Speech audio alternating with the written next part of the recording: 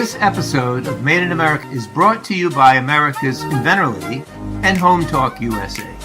Home Talk is a proud member of the King's Broadcasting Network, which has been bringing you the best in home-based innovation since 1998. Hi, everyone. Thank you so much for being with us for this episode of Made in America.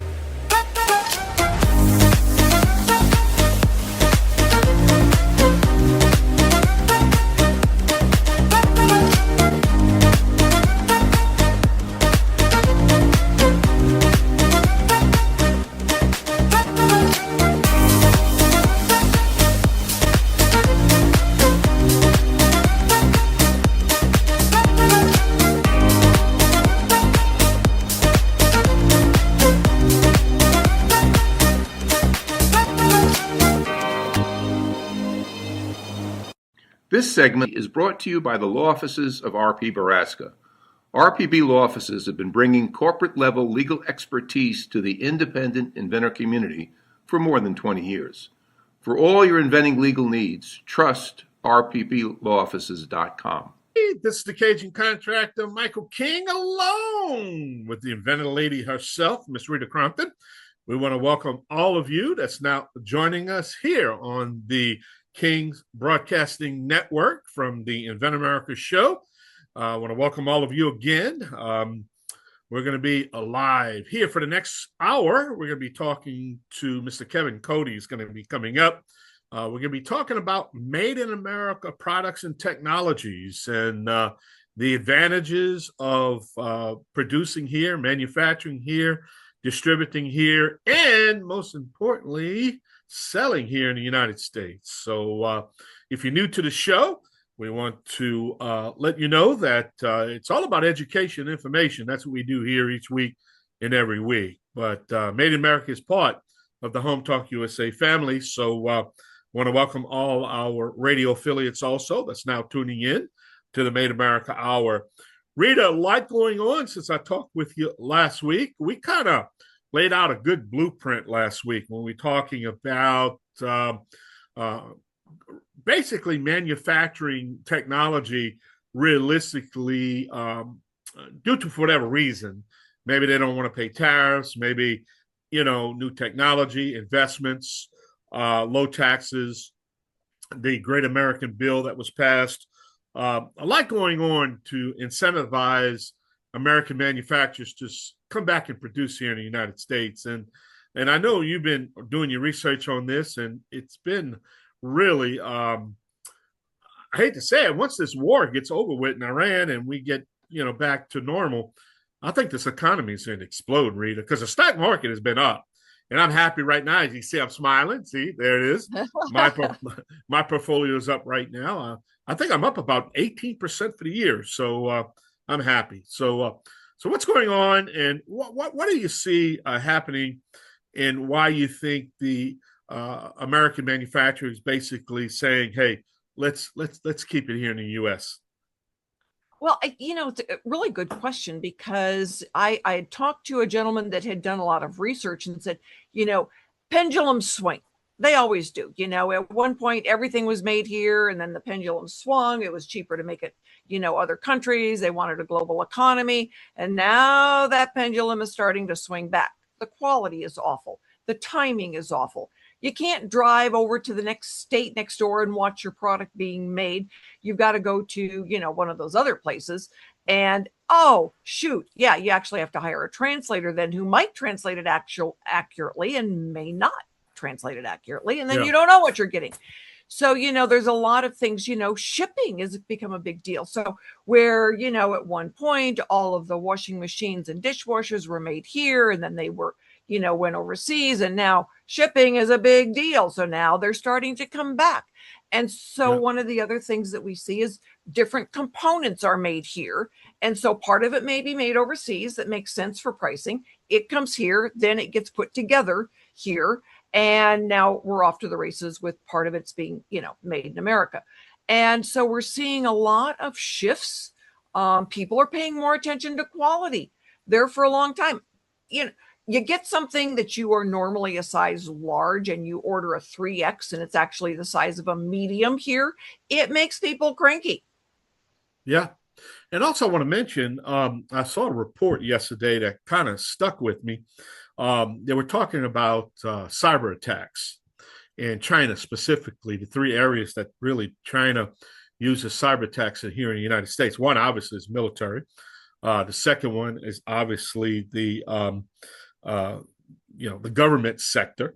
But the third is the manufacture of intellectual properties of companies that produce in China that are actually using their base of that to open up doors for cyber attacks here in the United States. So it kind of stuck me a little bit.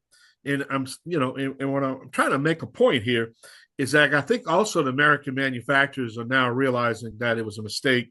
They have to protect their, because in China they have no protection, and you know that, and we talked about that many times on this show, that you just don't want to leave the door open, and then eventually, due to these three processes, that you let China in, and then really you find out that your corporate secrets are now gone. You know what I'm saying? I do. And, that is true. And I try to explain to inventors, if you file a patent in America, all right, you can stop things from getting into America, but you can't stop another country from making and selling it in the rest of the world because your intellectual property is only in America. Yeah. There are, there's been times in my dealing with inventors where they've gone ahead and filed in China, and then another Chinese company called the original manufacturer and said, we have been given an order, but it's infringing on your intellectual property. And because they had filed in China, all right, it was enforced in China. So now all of a sudden that filing international intellectual property seems like it might be worth, the effort. And, in the scheme of things, when the one gentleman was knocked off for his, balloon product, and it cost the licensee $20 million in the lawsuit, but they won $50 million. The inventor's the first one to tell you, there's no way I could have fought this. Yeah. All right. So the licensees are the ones that do it. But because they had been doing international filing, that made a big difference. Yeah. Yeah, and they're really starting to do a better job with that on international filings and protecting, because it works both ways, not only protecting offshore, but it also protects inshore, and even the European companies here in the United States. So they're starting to recognize that a little bit more in protecting their problem. So it's a shoe that fits both feet. Yeah. You know what I mean? I mean, there's times when it doesn't make sense to file internationally, and then there's other times where it's like, holy cow, yes, get this done. We've got a lady, she's filed her her international, her PCT. She's getting ready to pay for an office action. And there is a company that wants to license this product, Michael, that will have it worldwide in 12 months. It is so awesome. But years ago, we had a young couple of guys, and they said, no, we're going to file the PCT because we don't know where it's going to be. Their main country ended up being Spain. And if they had not filed internationally, they would not have been covered. They packed up their families, moved to Spain. It's like, that's where our money is coming from. So, it can make a difference. Yeah, it can. And these are things you need to know. I mean, it's everybody thinks it's, let's just, think about the technology, put it on a piece of paper, do a prototype, and then all of a sudden you realize that you're getting ready to invest a lot of money in protecting your product, and the protection means everything, because I need to tell you, it means everything to protect yourself the best way you can. Yeah, it does. Yeah. And for somebody says, well, I can't afford to file a patent. It's like, well, then don't start this. Yeah. Don't put it out there, because the only thing that gives you leverage, it's like, it doesn't, pay for manufacturing, it's still going to cost you money to do that. But if you don't have at least something to start with, you got a big problem. Yeah. And that's the key, because, let's face it, they got some very smart engineers and very smart scientists out there. And all you have to do is give them the formula and they can reproduce anything. I mean, it's amazing. Sure. They can look at it and reproduce without any paperwork. Because you're giving them something to go by. Somebody made a good point. I was listening to Charlie Hodge, which was Elvis's guy on stage, and he was talking about Elvis last night and some of the misconceptions. But one of the points he made when Charlie was talking about is the protection that they had and how Graceland protects that TCB lightning bolt. And I wanted to just bring that up is because that's just a lightning bolt, Yeah.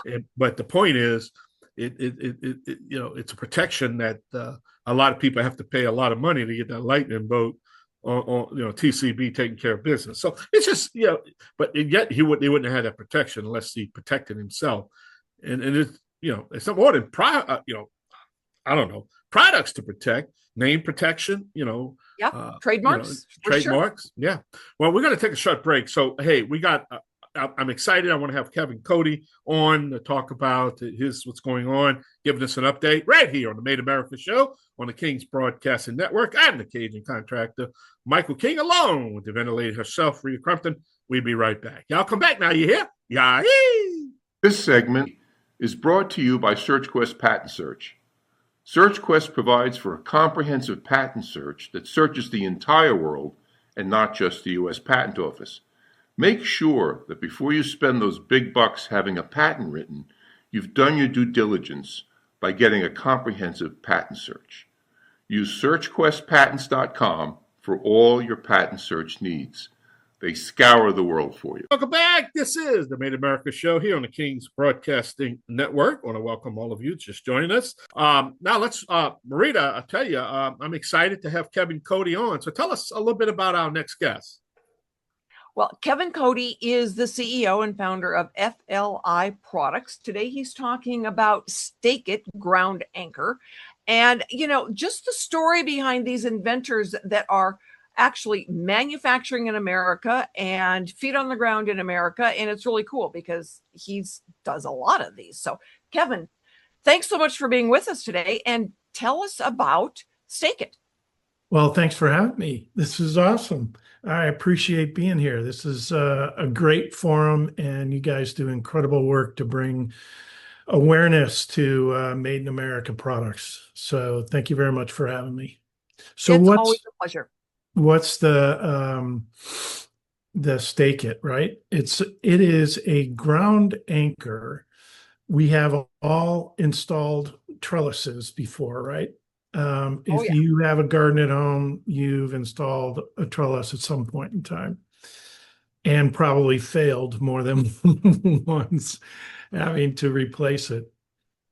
And, most of the time you're digging a hole, you're putting concrete in, you're doing all this other stuff that ends up creating a bigger project than you want. And the Stake It is a product that just makes it so much easier. It's essentially just a 10-inch deep spike with a head on it that accepts a 2x2, and it's got a large pommel head on top of that. The head on top of the 10-inch stake is 2x2, 6 inches high. So you can insert a 2x2 in there and drive it all into the ground, never have to worry about digging, no concrete, no nothing. It's an awesome product to use because it's made out of ABS. It's plastic, so it's not going to rot like the bottom of your typical trellis post would. And it's not going to rot like steel would, or something else that you might attach to your trellis to get it to, stabilize in the ground. So awesome product. And this was introduced to me because we needed to get some help for the folks that were bringing it to market. They're very talented. Extremely talented people with a lot of background in hardware home center DIY industry. So it was interesting that they came to me for it because we have a lot of experience in e-commerce. And they thought getting into e-commerce was a piece of cake, and they didn't realize what kind of challenges they might have. Great product, great application, perfect, for the DIY customer, great packaging, but they didn't know how to ship it. So That away can we make a go. huge difference. Yeah. Yep. E-commerce has got its own challenges, but Yep. shipping, fulfillment certainly can have its own Mhm. issues. It's not that unusual that we find out that the packaging costs more than the product. Oh, And they didn't put that in the price point. especially today. Yeah, for sure. So how did they deal with this? How did you help them deal with it? Yeah, so we had to take every product has to have its own pricing strategy. And you need to take into consideration all the backsides of doing business with some of these e-commerce channels. When you sell into Home Depot or Lowe's or some of these other places, they're taking your product and they're marking it up to whatever margins they want to make, right? You're basically shipping it FOB out of your warehouse. Whereas with e-commerce, you're responsible for the freight, you're responsible for the packaging, you're responsible for everything all the way pretty much to the customer's door. And making sure that you have the pricing strategy worked into the front end of your product for both channels is really important. And sometimes that means you have to get creative about how you're going to package the product. Yeah, it's if the package is a half inch too big, it can double the cost of Mhm. shipping because all of the shippers have got their own measurements. So when you know that ahead of time and you can say, okay, cut a quarter of an inch off of that packaging. Because when we ship it, we want to make sure that we are doing something that's smart as opposed to silly. Because when a buyer sees the shipping costs, a lot of times they'll click on. Mhm. Yeah, the branding on the packaging, the branding on the product, the quality of the packaging all speaks to the product itself and who is the owner behind the company and the inventor behind the product. At the same time, you have to balance that with, am I going to be able to get it to the customer at an affordable cost? Yeah, because what it comes down to, the customer is still God about what they're going to pay for a product. Mm-hmm. And Exactly. so when I talk to an inventor that says, "Oh, I'm going to charge this much," it's like, no, maybe not. Mm-hmm. Well, you have to look at all the requirements that go into the process, certainly in fulfillment through the e-commerce channels, but then also making sure that that's factored into your other channels of business that you expect to be able to sell the product into. So you can't just price it for one or the other. You've got to price it for all of them. Absolutely. So when you're receiving at a fulfillment house product, and has it already, you've already discussed with them the weight, the type of packaging, and what makes the most sense. Exactly. It has to be down to the ounce in the centimeter, really all the way around, because that cost in freight, and as you know, UPS, USPS, FedEx have all had recent cost increases. And Absolutely. And we never know what those are going to look like. So we're going to go and pay some bills, everybody. It's just kind of the cost of doing business on radio. So we are going to be right back with Kevin Cody, our industry expert and Made in America. And we're going to be able to talk to him about some of the other products that he has taken to market and helped those inventors with big box stores and the e-commerce. So stick with us, everybody. We will be right back.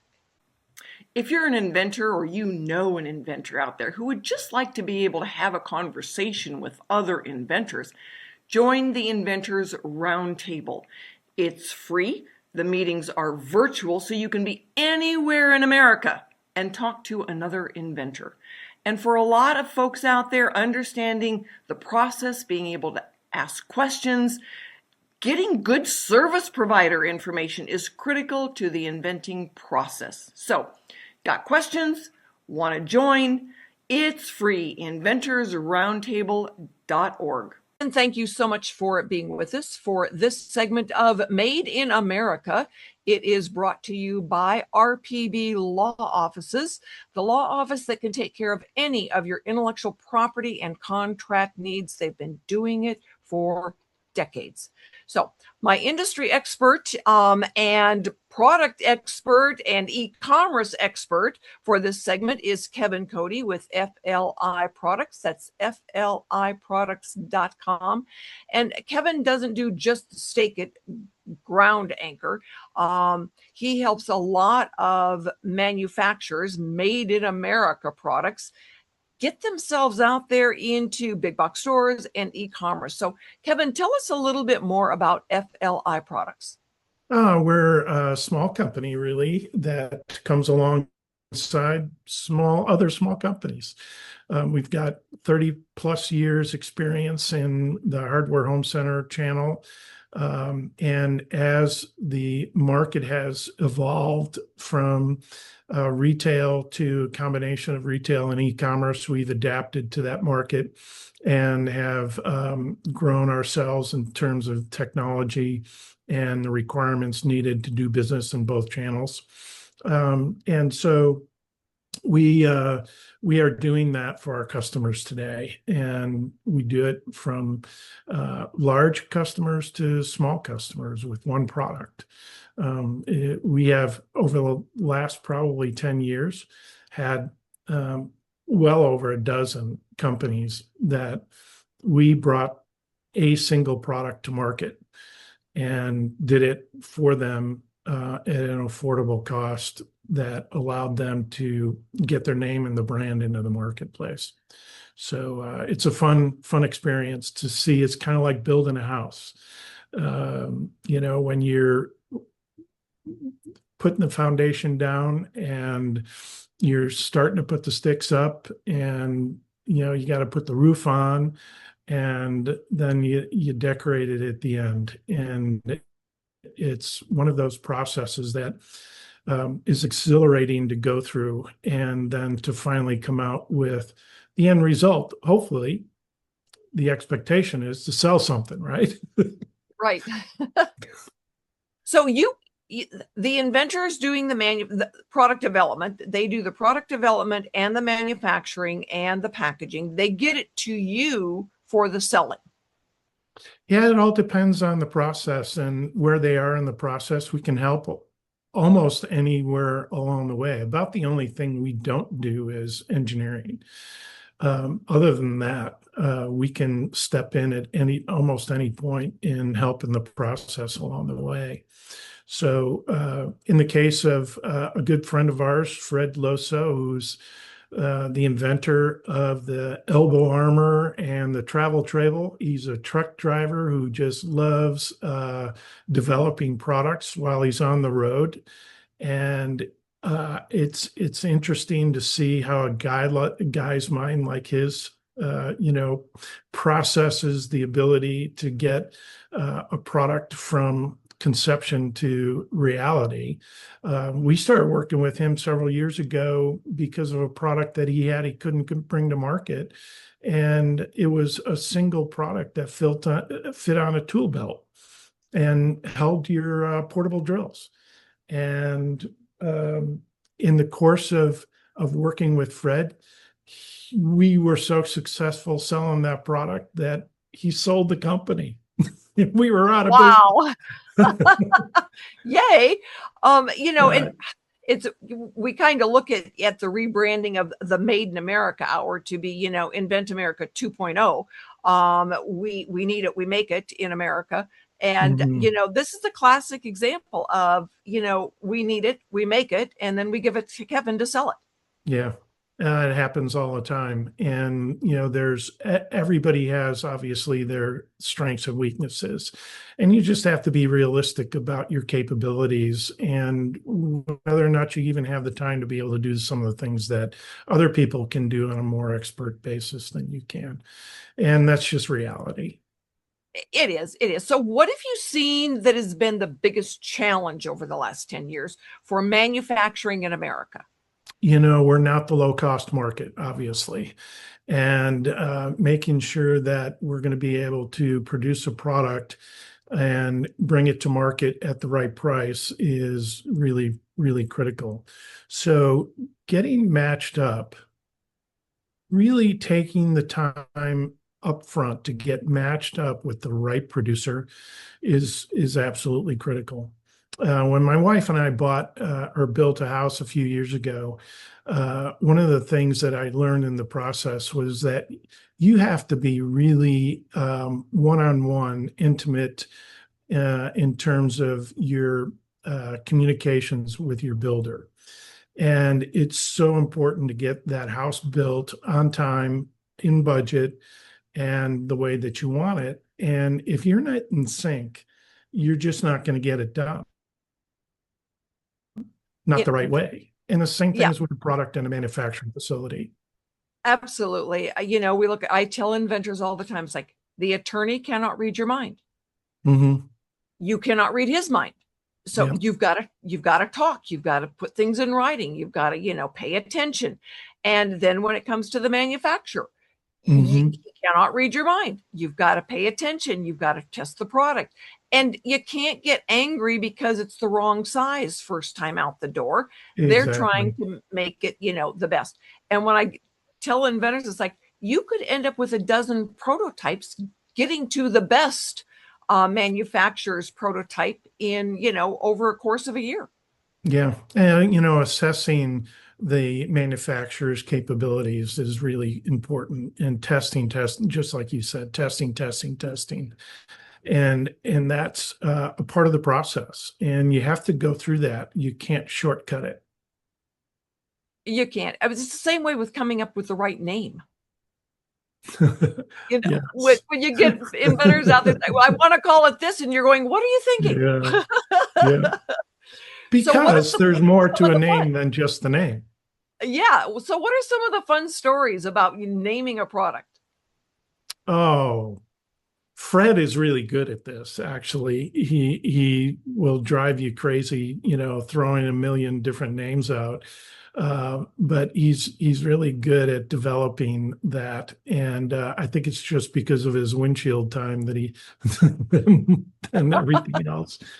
But identifying who your customer is and how they're going to relate to the product is really, really critical.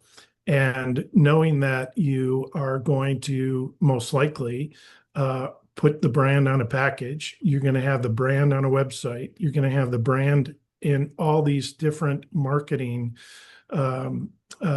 components, that you've got to be thinking through how big it is, what it's going to sound like, how many syllables it is, what it's going to look like on a package, what it's going to look like in a master pack, what it's going to look like on a website, all of that. And developing a name is more than just a name.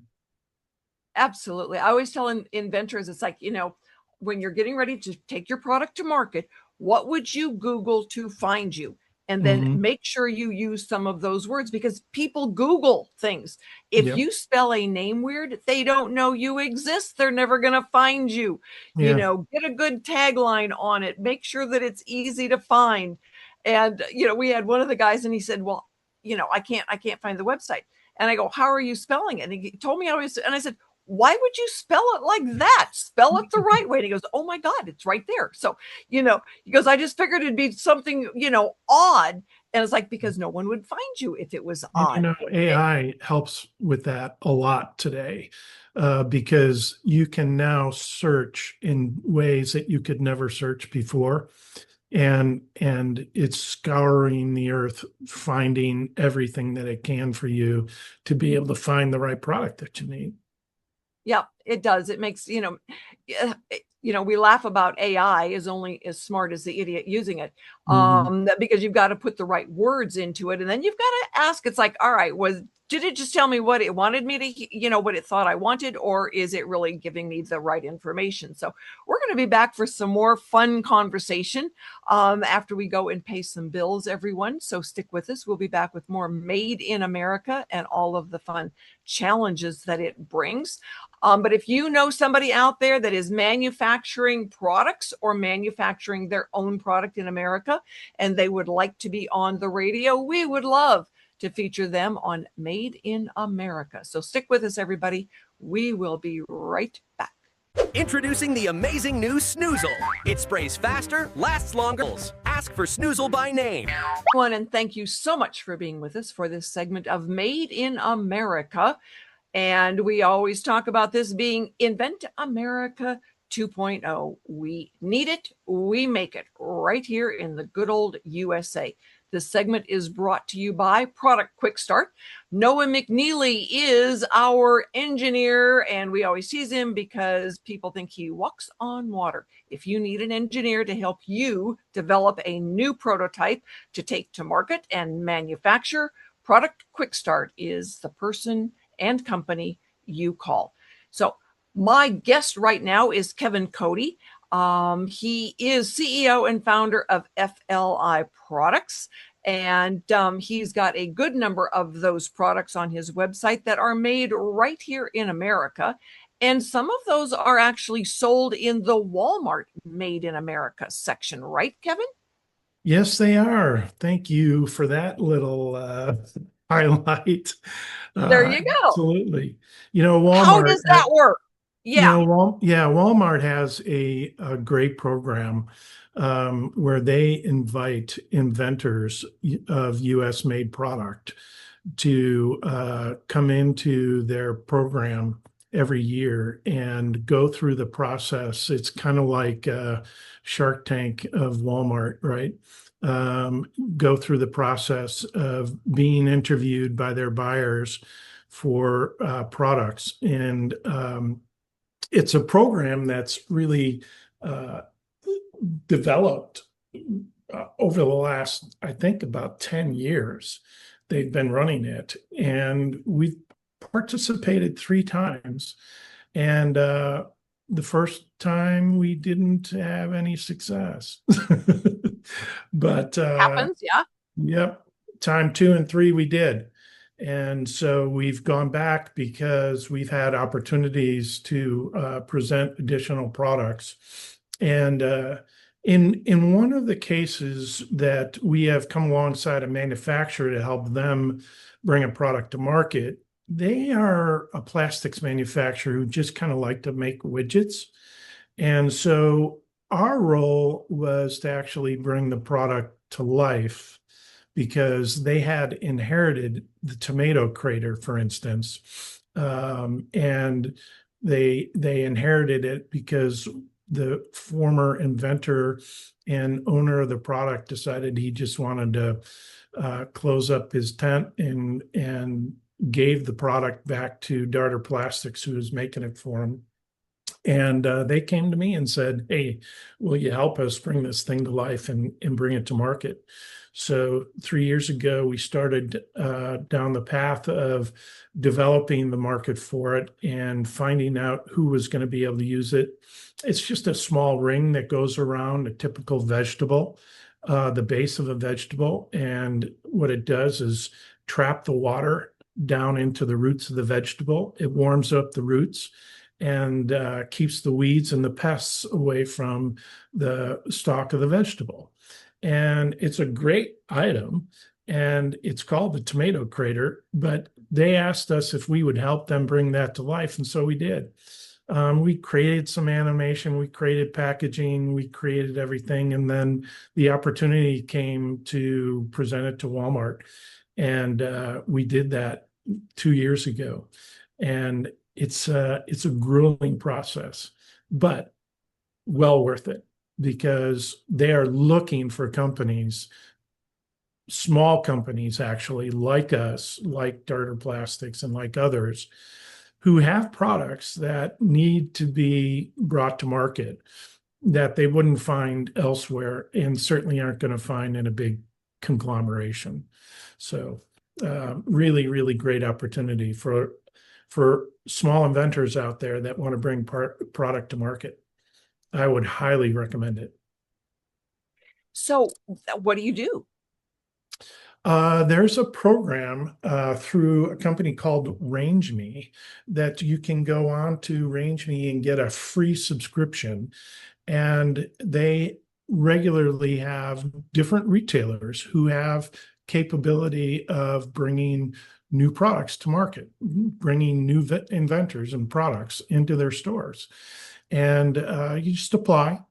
And in the case of Walmart, it's about a 6-week process where you apply and they look at all the ramifications of the product and where it fits and everything else. They do give it serious consideration, and then they'll ping you back for a meeting. So it's really pretty simple process, painless. Okay.